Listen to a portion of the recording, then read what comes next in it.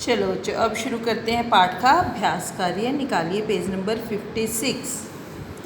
चिट्ठी पत्री। गांधी जी को सिर्फ उनके नाम और देश के नाम के सहारे पत्र कैसे पहुंच गया होगा। हमने अभी पिछले पेज पर देखा था ना, गांधी जी को पत्र लिखा गया था। ये देखिए पत्र गांधी जी को लिखा हुआ है, महात्मा गांधी जहाँ हो वहाँ। तो ये गांधी जी को जो पत्र लिखा है, इसमें कोई एड्रेस नहीं है, पता नहीं लिखा गया है ना। तो किस तरह से गांधी जी को पत्र पहुंच गया होगा, क्योंकि गांधी जी बहुत ही प्रसिद्ध व्यक्ति थे, सारा देश उन्हें जानता था और गांधी जी देश विदेश की यात्राएं अक्सर करते रहते थे। तो विदेशों में भी उन्हें सब जानते थे। बहुत प्रसिद्ध होने के कारण उन्हें पत्र केवल नाम के सहारे, सिर्फ उनके नाम और देश के नाम के सहारे उन तक पत्र पहुंच गया होगा। तो आप इस तरह से इसका उत्तर लिखेंगे। और देखिए दूसरा प्रश्न क्या है, अगर एक पत्र में पते के साथ किसी का नाम न हो तो क्या पत्र ठीक जगह पर पहुंच पाएगा। अब आपने पत्र के पता लिखने का क्या क्या महत्व है, इसके बारे में भी जानकारी प्राप्त की है ना हमने अपने लेख में। तो देखिए, पते में किसी का नाम ना हो तो पत्र ठीक स्थान पर नहीं पहुंच पाएगा, क्योंकि एक ही पते पर एक ही घर में अनेक व्यक्ति रहते हैं। अब ये हमें कैसे पता चलेगा नाम न होने से कि यह पत्र किस व्यक्ति के लिए भेजा गया है। तो इसलिए नाम का होना बहुत आवश्यक है, नहीं तो पत्र ठीक जगह पर नहीं पहुंच पाएगा। आगे देखिए प्रश्न नंबर 3।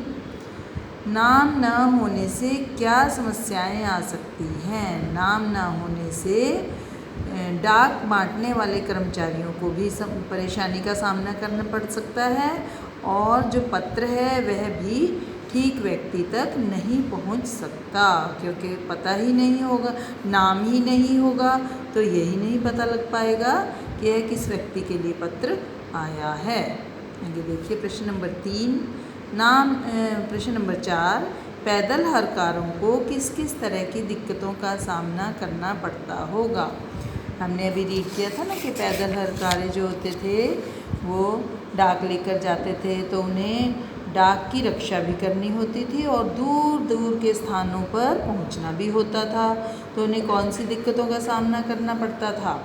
डाकू लुटेरों का सामना करना पड़ता था, है ना।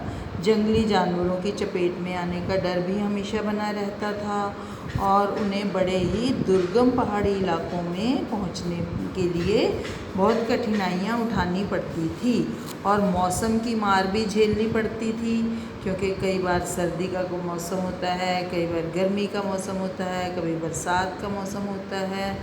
तो उन्हें अनेक प्रकार की कठिनाइयों का सामना करना पड़ता था। नेक्स्ट देखिए क्वेश्चन, अगर तुम किसी को चिट्ठी लिख रहे हो तो पते में यह जानकारी किस क्रम में लिखोगे। हमने अभी पिछले पेज पर हमने जाना था ना कि किस क्रम में जानकारी को लिखा जाता है। ये देखिए पेज नंबर 53 पर हमने रीड किया था कि पते में सबसे छोटी भौगोलिक इकाई से शुरू करके बड़ी की ओर बढ़ते हैं। छोटी से बड़ी भौगोलिक इकाई का मतलब यह हुआ कि घर के नंबर के बाद गली मोहल्ले का नाम, फिर गांव कस्बे शहर का नाम, है ना। तो और उसके बाद अपने ज़िले का नाम, फिर राज्य का नाम, और सबसे अंत में क्या लिखा जाता है, पिन कोड।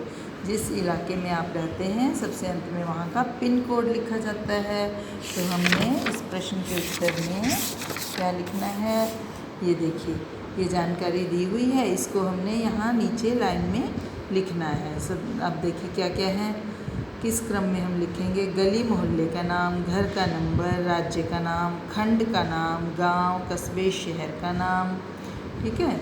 जनपद का नाम नीचे दी गई जगह में लिखो। अब इस अपने पते को ठीक भौगोलिक इकाई में इसको लिखना है। अब देखिए क्या सबसे पहले क्या आएगा, घर का नंबर। छोटी से बड़ी भौगोलिक इकाई की ओर बढ़ते हैं ना हम, तो सबसे पहले घर का नंबर, फिर गली मोहल्ले का नाम। यहाँ घर का नंबर पहली लाइन में, दूसरी लाइन में गली मोहल्ले का नाम लिखेंगे, ठीक है। उसके बाद हम लिखेंगे खंड का नाम, कस्बे शहर गांव का नाम, है ना।